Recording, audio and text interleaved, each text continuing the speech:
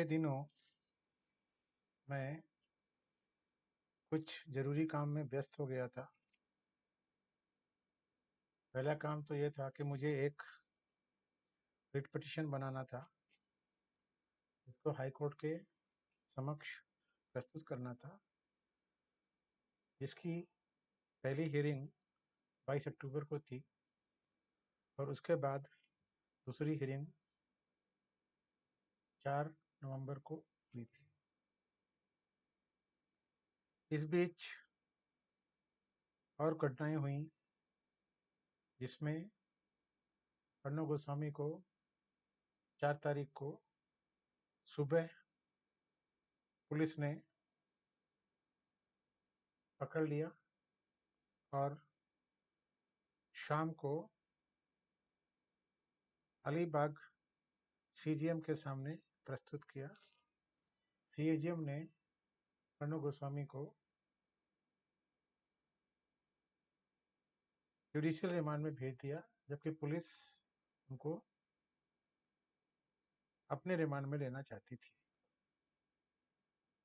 उसके पश्चात अर्णव गोस्वामी की तरफ से हाई कोर्ट में रिट पिटीशन डाला गया। उस रिट पिटीशन की सुनवाई 5 नवंबर को हुई, 6 नवंबर को हुई, 7 नवंबर को हुई,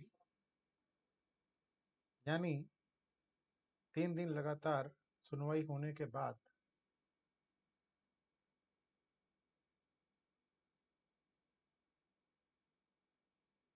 मामले को रिजर्व किया गया। उस रिट पिटीशन में अर्णव गोस्वामी की तरफ से इंटरिम रिलीफ की प्रेयर डाली गई थी, जिसको हाई कोर्ट ने कल यानी 9 नवंबर को रिजेक्ट कर दिया और अर्णव गोस्वामी को डायरेक्शन दिया कि आप सेशन कोर्ट में जाकर के सेक्शन 439 ऑफ सीआरपीसी में बेल मांगिए। हम आपको रिट पिटीशन में इंटरिम रिलीफ यानी बेल नहीं दे सकते, क्योंकि ये दोनों मामले, एक तो मेरा पहला मामला और दूसरा अर्णव गोस्वामी का मामला बहुत इंटरेस्टिंग था, जिसमें ध्यान से कोर्ट की प्रोसीडिंग्स को सुनना और समझना बहुत जरूरी था। इसलिए मैं कोई वीडियो नहीं लेके आ सका। आज वीडियो बनाने का मकसद अर्णव गोस्वामी की बेल एप्लीकेशन जो सेशन कोर्ट के सामने कल डाल दी गई थी और आज उसकी शायद सुनवाई चल रही है, ये आपको सूचना देनी है। सेशन कोर्ट क्या करता है, जब इसके बारे में कोई जानकारी मुझे मालूम होगी तो मैं आप लोगों के समक्ष दोबारा कोई वीडियो लेकर के आऊंगा। इस बीच बिहार के विधानसभा के चुनाव पूरे हुए, जिसमें आखिरी वोटिंग 7 नवंबर को हुई थी। आज सुबह 8 बजे उसकी मतगणना शुरू हुई। इससे पहले 7 तारीख को चुनाव समाप्त होते ही तमाम मीडिया चैनलों ने महागठबंधन यानी 2 राजकुमारों को, तेजस्वी यादव और राहुल यादव की बढ़त दिखाई थी। मैं अपने दर्शकों को ये बताना चाहता हूं कि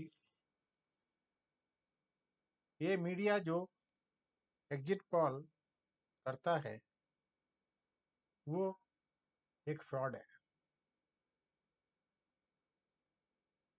ये पत्रकार किसी भी पोलिंग स्टेशन के सामने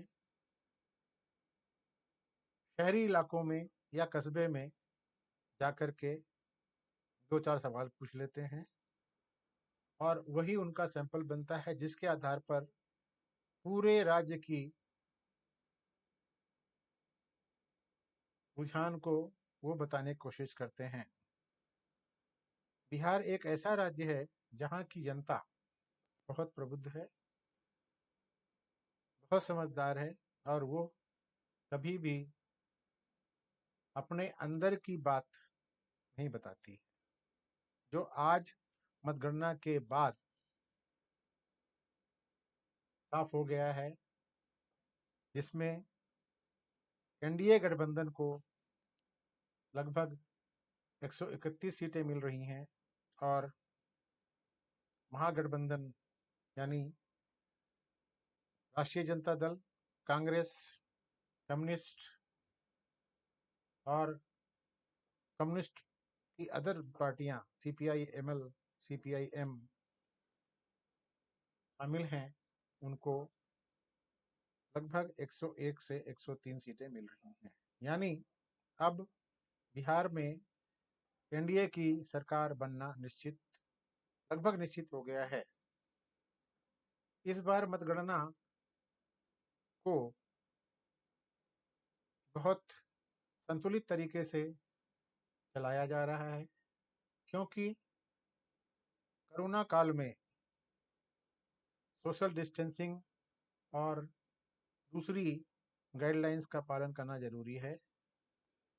इलेक्शन कमीशन ने एक प्रेस कॉन्फ्रेंस की थी, जिसमें इलेक्शन कमीशन ने बताया कि सारी मतगणना शायद देर रात या रात को 12 बजे के बाद पूरी हो सकेगी और तभी हम सारे परिणाम घोषित कर सकेंगे। सवाल ये उठता है कि जब सारा मीडिया महागठबंधन तेजस्वी यादव पुत्र लालू यादव को जीत का दावेदार बता रहा था, तो वहां पर एनडीए को जीत क्यों मिली? ये ध्यान रखने लायक बात है कि नीतीश कुमार की छवि पे 2012 के बाद उनकी हरकतों की वजह से कुछ धब्बा तो लगा है। वो पहले नरेंद्र मोदी को प्रधानमंत्री का उम्मीदवार मानने को तैयार नहीं थे। जब बीजेपी ने उनको प्रधानमंत्री का उम्मीदवार बना लिया, तब नीतीश कुमार एनडीए अलायंस से हट गए। 2015 के चुनाव उन्होंने लालू यादव के साथ लड़ा।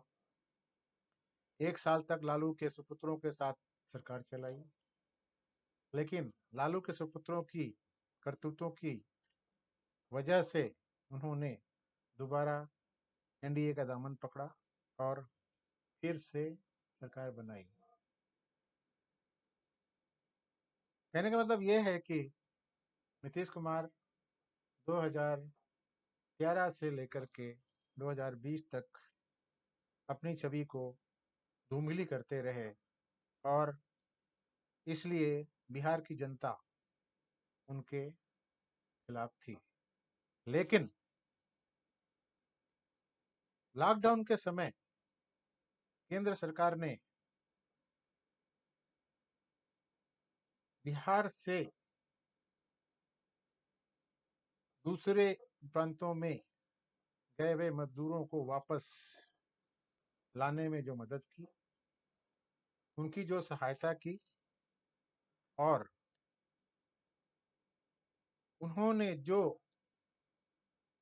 गांव गांव में गैस पहुंचाई, बिजली पहुंचाई, पानी पहुंचाई, उसका लाभ मिला।